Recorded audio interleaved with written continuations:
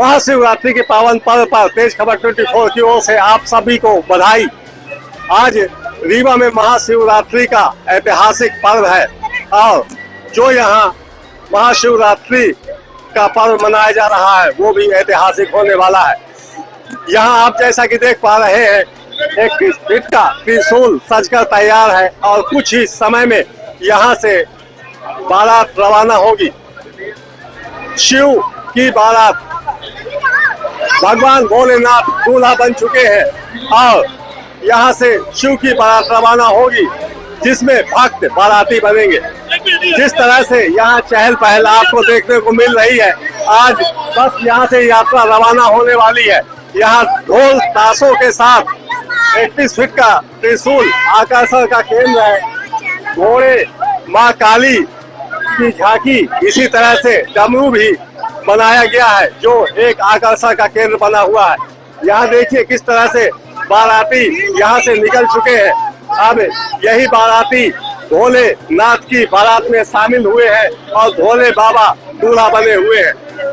ये शहर के विभिन्न मार्गों से होते हुए ये शैलाब निकलेगा और पंचमठ धाम में शिव पार्वती का विवाह संपन्न कराया जाएगा। बीते 41 वर्षों से ये कार्यक्रम परंपरागत तरीके से चल रहा है।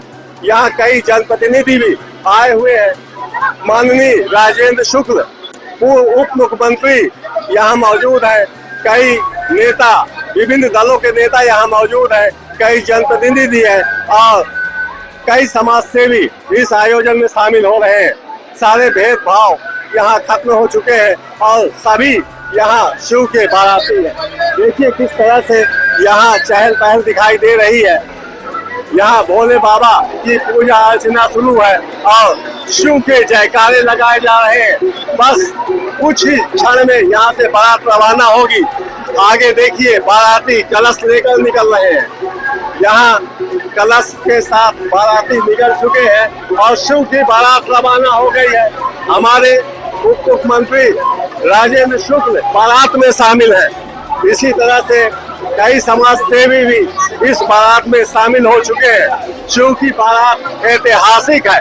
आज ये बैजू धर्मशाला से निकलकर पंचमठ धाम में शामिल होगी, जिसकी अगुवाई खुद उप मुख्यमंत्री राजेंद्र शुक्ल कर रहे हैं।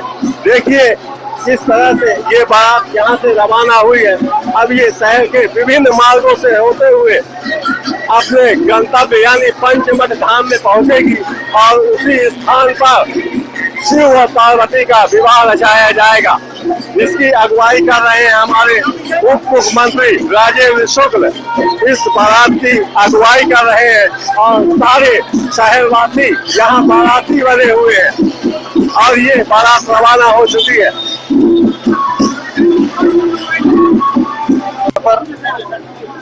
रीवा में शिव बारात के द्वारा भव्य बारात का शुभारंभ करने का सौभाग्य मिला है और पिछले कई वर्षों से शिव बारात की लोकप्रियता और इससे लोगों का जुड़ाव लगातार बढ़ रहा है। बैजू धर्मशाला से ये बारात शुरू होती है और पंचमठा धाम में जाकर इसका समापन होता है। फिर वहाँ पे भव्य कार्यक्रम होता है, प्रसाद वितरण होता है और इस प्रकार के कार्यक्रमों में लोगों को जुड़ना चाहिए और धर्म और आस्था, श्रद्धा, विश्वास, ये सब चीजें जब बलवती होती हैं तो ईश्वर का आशीर्वाद मिलता है और सभी का कल्याण होता है।